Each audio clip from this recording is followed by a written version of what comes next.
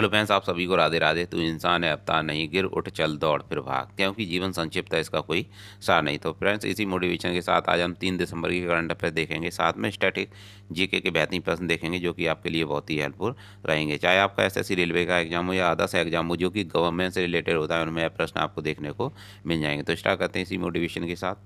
किस अंतर्राष्ट्रीय हवाई अड्डे से पहली बार डीजी यात्रा सुविधा को प्रारंभ किया गया? तो दिल्ली से प्रारंभ किया गया। इसकी शुरुआत दिल्ली, बेंगलोर, वाराणसी से की गई है और इसे नागरिक नागरिक उड्डयन मंत्रालय के मंत्री ज्योतिरादित्य सिंधिया ने इसे इंदिरा गांधी एयरपोर्ट से शुरू किया है। इसका प्रयोग फेस रिकॉग्निशन यानी चेहरे की पहचान के लिए किया जाएगा। न देखेंगे, भारत का सर्वश्रेष्ठ एयरपोर्ट किंग हमद एयरपोर्ट है। गोपीनाथ बारदोलाई एयरपोर्ट असम में स्थित है। कार्बन न्यूट्रल पहला एयरपोर्ट लेह लद्दाख में स्थित है। महाराजा वीर विक्रम सिंह टर्मिनल त्रिपुरा में स्थित है। सर्वोच्च न्यायालय की पहली महिला न्यायाधीश फातिमा बीबी थी। हाईकोर्ट की पहली महिला मुख्य न्यायाधीश लीला सेठ थी। किस संगठन की अध्यक्षता भारत द्वारा अगले 1 वर्ष के लिए की जाएगी? तो बासीनार व्यवस्था संगठन के द्वारा की जाएगी। इसकी अध्यक्षता बासीनार व्यवस्था द्वारा की जाएगी जो कि नीदरलैंड में स्थित है। इस संगठन की स्थापना 1996 में हुई थी और इसका मुख्यालय वियना ऑस्ट्रिया में है। न देखेंगे, कौन सी महिला न्यायमूर्ति से सर्वोच्च न्यायालय द्वारा तीसरी बार महिला पीठ का गठन किया गया है? तो जस्टिस हेमा कोहली और जस्टिस बेला त्रिवेदी द्वारा। तो सर्वोच्च न्यायालय में 50वें मुख्य न्यायाधीश डीवाई चंद्रचूड़ के द्वारा तीसरी बार महिला पीठ का गठन किया गया और जस्टिस हेमा कोहली और जस्टिस बेला त्रिवेदी का। न देखेंगे, भारत और किस देश की नौसेनाओं के बीच अग्नि वॉरियर का द्विपक्षीय अभ्यास संपन्न हुआ है? तो सिंगापुर के साथ हुआ है। अग्नि वॉरियर द्विपक्षीय अभ्यास का आयोजन भारत और सिंगापुर के मध्य हुआ है और यह आयोजन देवबाली महाराष्ट्र में हुआ। रिम्पैक रिम्पैक एक्सरसाइज हवाई द्वीप में हुई और इसमें आईएनएस सतपुड़ा ने भाग लिया। पिच ब्लैक एक्सरसाइज ऑस्ट्रेलिया के साथ हुई। उदार शक्ति इंडिया और मलेशिया के मध्य। वज्र प्राय एक्सरसाइज भारत और यूएसए के मध्य है। हाल ही में एमसरी ऑफ पीस पुरस्कार से किसे सम्मानित किया गया? तो श्री श्री रविशंकर को सम्मानित किया गया। यह पुरस्कार अमेरिका के राष्ट्रीय नागरिक अधिकार संग्रहालय द्वारा श्री श्री रविशंकर को दिया गया है। रॉयल गोल्ड मेडल बालकृष्ण दोषी को दिया गया है। बुल्समान पदक दीपक दर को दिया गया है। प्रिजर अवार्ड वास्तुकला में फ्रांसिस कैरे को दिया गया। प्रिजर अवार्ड बांग्लादेश की फेमदा अजीर को दिया गया है। लद्दाख का सर्वोच्च सम्मान legion the honour award Shashi Tharoor और पीरामल को दिया गया है। भारतीय नौसैनिक शिवालिक और कमोरटा किस देश के मैत्री दौरे के लिए रवाना हुए हैं? तो वियतनाम के लिए रवाना हुए हैं। यह नौसैनिक पोत वियतनाम के लिए रवाना हुआ है। ज़ोंबी वायरस की खोज कहाँ की गई है? तो रूस में की गई है। रूस की एक झील में 48,500 वर्ष पूर्व का ज़ोंबी वायरस की खोज की गई है। विश्व की सबसे बड़ी झील कैस्पियन सागर है और विश्व की सबसे गहरी झील बैकाल झील है और विश्व की मीठे पानी की झील सुपीरियर झील है। मिशिगन झील शिकागो में स्थित है। अथावास्का झील कनाडा में स्थित है। विक्टोरिया झील अफ्रीका में है और बुलर झील जम्मू कश्मीर में है। खारे पानी की झील चिल्का झील है। इंडियन कोस्टल गार्ड में किस नाम से स्वदेश में विकसित एडवांस लाइट हेलीकॉप्टर को शामिल किया गया? तो MK-3 को शामिल किया गया है। MK-3 को शामिल किया गया है। इसे चेन्नई तमिलनाडु से शामिल किया गया है। समुद्री तट की निगरानी के लिए इसे शामिल किया गया है। प्रसिद्ध गीतकार, कवि व लेखक प्रसून जोशी को ब्रांड एम्बेसडर बनाया गया है। तो प्रसून जोशी को उत्तराखंड का ब्रांड एम्बेसडर बनाया गया है। यहाँ पे ऑप्शन सारे गलत हैं। प्रसून जोशी को उत्तराखंड राज्य का ब्रांड एम्बेसडर बनाया गया। प्रसून जोशी फिल्म बोर्ड के अध्यक्ष भी हैं।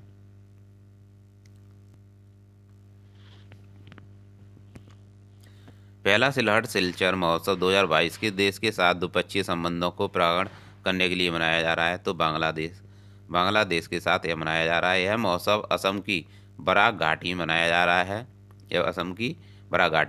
है। यह इंडिया और बांग्लादेश के बेहतर संबंधों को बनाने के लिए मनाया जा रहा है। पर्यटन मंत्री जी किशन रेड्डी के द्वारा इसका शुभारंभ किया गया। मृत्यु दर में आई गिरावट वर्ष 14-15 में 130 से घटकर 18-20 में कितनी हो गई है? तो यह 97 हो गई है।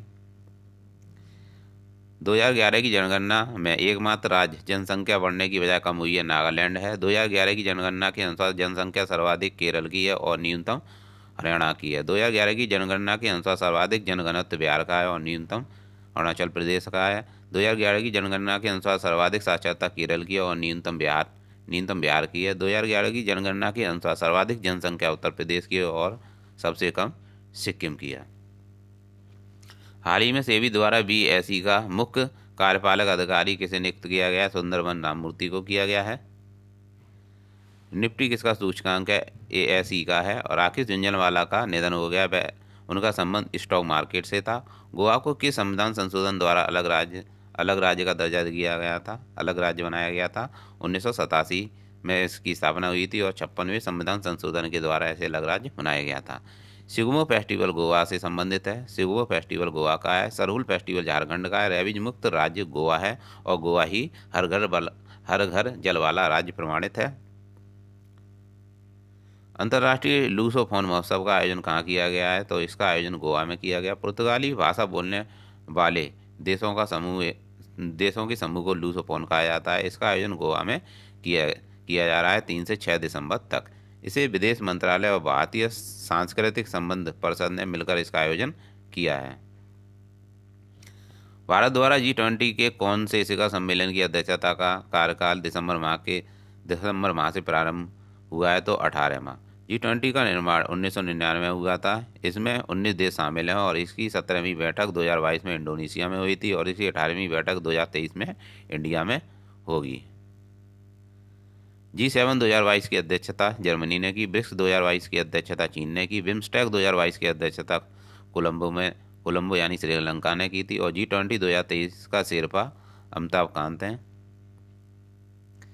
भारत की तरफ से यूएनएससी मासिक अध्यक्षता किसके द्वारा की जाएगी? रुचिरा कंबोज के द्वारा की जाएगी। यूएनओ के 6 अंग हैं। यूएनएससी संयुक्त राष्ट्र सुरक्षा परिषद, इसमें 15 मेंबर हैं और 5 स्थायी मेंबर हैं जिनके पास वीटो पावर है और जबकि 10 अस्थायी मेंबर हैं। विश्व की लघु संस्था संयुक्त राष्ट्र महासभा को कहा जाता है। यूरोपियन यूनियन का मुख्यालय ब्रुसेल्स बेल्जियम में है। संयुक्त राष्ट्र महासभा की पहली महिला अध्यक्ष विजयलक्ष्मी पंडित थी और संयुक्त राष्ट्र महासभा वर्तमान में अध्यक्ष अब्दुल्ला शाहिद हैं और नॉर्वे की राजधानी ओस्लो है। आरबीआई द्वारा कौन से खुदरा डिजिटल रुपये को लॉन्च किया गया है? तो ई रुपये को लॉन्च किया गया है। हेमजेनिक्स दुनिया की सबसे महंगी दवा है जिससे किस बीमारी का उपचार संभव है? तो हीमोफीलिया बीमारी का उपचार संभव है। हेमजेनिक्स हीमोफीलिया की सबसे महंगी दवा है। इसमें रक्त का थक्का नहीं जमता है। एक आनुवांशिक रोग है। हाल ही में व्यापार उत्कृष्टता पुरस्कार 2022 समारोह में किस प्लेटफॉर्म ने सर्वोत्तम प्रौद्योगिकी पहल पुरस्कार जीता है? तो मंथन ने जीता है। बेस्ट टेक्नोलॉजी का अवार्ड मंथन प्लेटफॉर्म को दिया गया है। सतत विकास को पूरा करना इसका मुख्य उद्देश्य है। सेना की सुदर्शन चक्र कोर ने राजस्थान के रेगिस्तान में किस अभ्यास का आयोजन किया है? सुदर्शन प्रहार अभ्यास किया है। सुदर्शन चक्र कोर ने सुदर्शन प्रहार अभ्यास का आयोजन राजस्थान के रेगिस्तान में किया गया। खंजर अभ्यास इंडिया और किर्गिस्तान के मध्य है। वज्र प्रहार इंडिया और यूएसए के मध्य है। डस्टलिक इंडिया और उज्बेकिस्तान के मध्य है। हाल ही में किस देश द्वारा पहली बार भारतीय परिवहन क्षेत्र में निवेश करने का समझौता किया? तो दक्षिणी कोरिया ने किया है। हाल ही में किसे राष्ट्रीय गोपाल रत्न पुरस्कार से सम्मानित किया गया? तो जितेंद्र सिंह को सम्मानित किया गया है। पुरस्कार जितेंद्र सिंह को दिया गया जो कि हरियाणा के हैं। इस पुरस्कार के लिए इन्हें 5 लाख रुपए भी दिए गए हैं। इन्हें साहिवाल गाय का संरक्षण करने के लिए यह पुरस्कार दिया गया। इसकी शुरुआत 2014 में हुई थी और पशुपालन डेयरी मंत्रालय के मंत्री पुरुषोत्तम रूपाला द्वारा इन्हें यह पुरस्कार दिया गया। ऑपरेशन फ्लड श्वेत क्रांति से संबंधित है। ऋग्वेद में गाय को अगन्या कहा जाता है। काकाडू युद्ध अभ्यास 2022 का आयोजन और डार्विन ऑस्ट्रेलिया में हुआ। ऑस्ट्रेलिया के पीएम एंथनी अल्बनीज हैं। हाल ही में किस देश में काले प्रवाल की प्रजातियों की खोज की गई है? तो ऑस्ट्रेलिया में की गई है। मोनोलोआ ज्वालामुखी हवाई द्वीप अमेरिका में स्थित है। कोटोपैक्सी ज्वालामुखी इक्वाडोर में स्थित है। स्टाम्बोली ज्वालामुखी को भूमध्यसागर का प्रकाश स्तंभ कहा जाता है। विसुवियस ज्वालामुखी इटली में स्थित है। केटर का बड़ा रूप कॉल्डेरा कहलाता है। ज्वालामुखी से निर्मित चट्टानों को आग्नेय चट्टान कहा जाता है। एकमात्र सक्रिय ज्वालामुखी बैरन द्वीप है जो कि अंडमान निकोबार में स्थित है। एडना ज्वालामुखी इटली में स्थित है। हॉर्नबिल उत्सव नागालैंड का है। नागालैंड की स्थापना 1 दिसंबर 1963 को हुई थी। इसी दिन से हॉर्नबिल फेस्टिवल मनाया जाता है, यानी 1 दिसंबर को हॉर्नबिल फेस्टिवल मनाया जाता है। हॉर्नबिल एक पक्षी का नाम है जो कि लंबी चोंच वाला एक पक्षी है। माउंट सारामती नागालैंड में स्थित है। सिरुई लिली फेस्टिवल मणिपुर का है। खाची मेला त्रिपुरा का है। चेरी ब्लॉसम फेस्टिवल शिलोंग का है और बिहू असम का है। नागालैंड के सीएम नेपियो रियो हैं।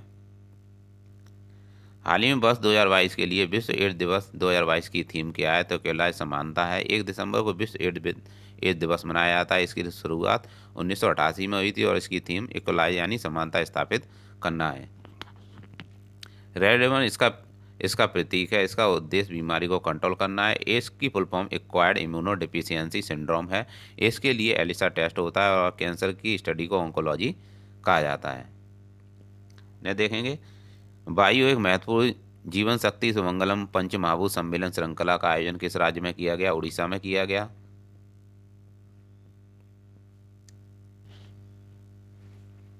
कामचटका प्रायद्वीप किस देश में है? कामचटका प्रायद्वीप रूस में स्थित है। यह प्रायद्वीप रूस के साइबेरिया क्षेत्र में स्थित है और यहाँ पे हाल ही में विस्फोट हुआ है। इसके पूर्व में प्रशांत महासागर है। अग्निवलय प्रशांत महासागर में पाई जाती हैं। ब्राउन बीरिया नामक जीव कामचटका प्रायद्वीप पर स्थित है।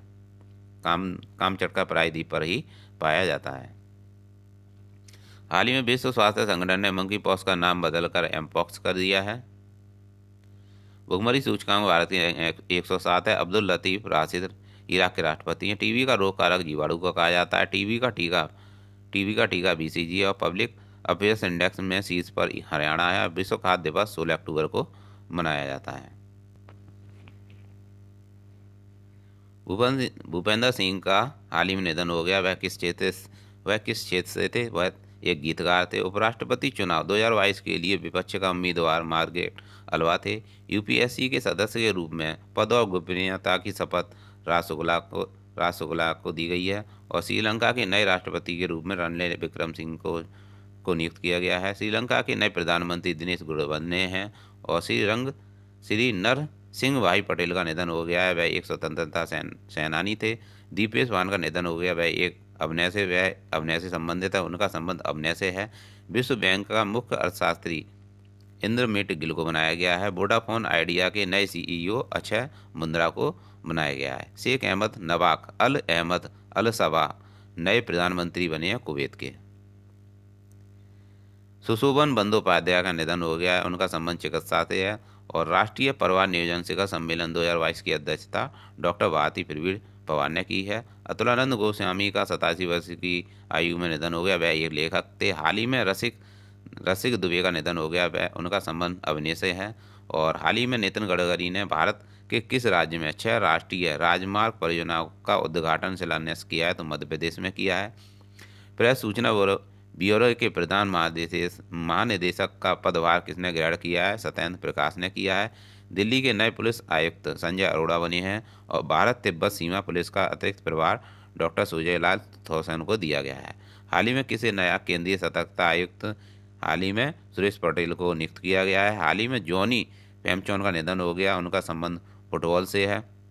वह एक फुटबॉलर थे। हाल ही में प्रदीप पटवर्धन का निधन हो गया। उनका संबंध अभिनय से था। हाल ही में वैज्ञानिक और प्रौद्योगिकी अनुसंधान परिषद के महानिदेशक नल्ला थम्बी कलाई सेल्वी को बनाया गया है।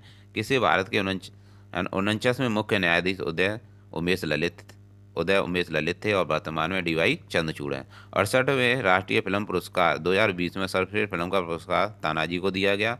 नारी शक्ति पुरस्कार 2022 के लिए महिला एवं बाल विकास मंत्रालय को आमंत्रित किया गया। किसने राष्ट्रमंडल खेल क्विज 2022 जीता है? तो ऋषि चक्रवर्ती ने जीता है। देश भर में खनन को बढ़ावा देने के लिए खनिज राष्ट्रीय पुरस्कार से खान मंत्रालय को घोषित किया गया है। राष्ट्रीय अधिकारिता पुरस्कार से किस प्रकार के व्यक्तियों के लिए राष्ट्रीय अधिकारिता पुरस्कार किस प्रकार के व्यक्तियों के लिए है? तो दिव्यांग व्यक्तियों के लिए है। सरकार ने सीवर सेप्टिक टैंक की सफाई के लिए योजना शुरू की है, तो वह नमस्ते योजना है। स्वदेशी तकनीक के उपयोग को बढ़ावा देने के उद्देश्य से स्प्रिट चैलेंज का अनावरण नरेंद्र मोदी ने किया है। भारत के पीएम नरेंद्र मोदी जी ने किया। रेलवे बोर्ड के अध्यक्ष जिन्होंने आज़ादी की रेलगाड़ी और स्टेशनों के प्रतिष्ठित सप्ताह समारोह का उद्घाटन किया, विनय कुमार त्रिपाठी ने किया। तो फ्रेंड्स ये थे 3 दिसंबर के करंट अफेयर, साथ में स्ट्रेटेजी के बेहतरीन प्रश्न जो कि आपके लिए बहुत ही हेल्पफुल रहेंगे आगामी एग्जाम के लिए। अगर आपको मेरा वीडियो अच्छा लगा हो तो चैनल को लाइक और सब्सक्राइब जरूर कीजिएगा। आपके लिए इतनी मेहनत करते हैं तो कम से कम एक लाइक और सब्सक्राइब तो बनता ही है। तो प्लीज़ चैनल को लाइक और सब्सक्राइब जरूर कीजिएगा, क्योंकि अभी इतने सब्सक्राइब नहीं हुए हैं, अभी मेरे इतने सब्सक्राइब नहीं हुए हैं। तो आप प्लीज़ चैनल को लाइक और सब्सक्राइब जरूर कीजिएगा, जिससे कि मोटिवेशन मिलता है और आपके लिए और भी अच्छे वीडियो बनाएंगे हम। तो मिलते हैं नेक्स्ट वीडियो में। Thanks for watching.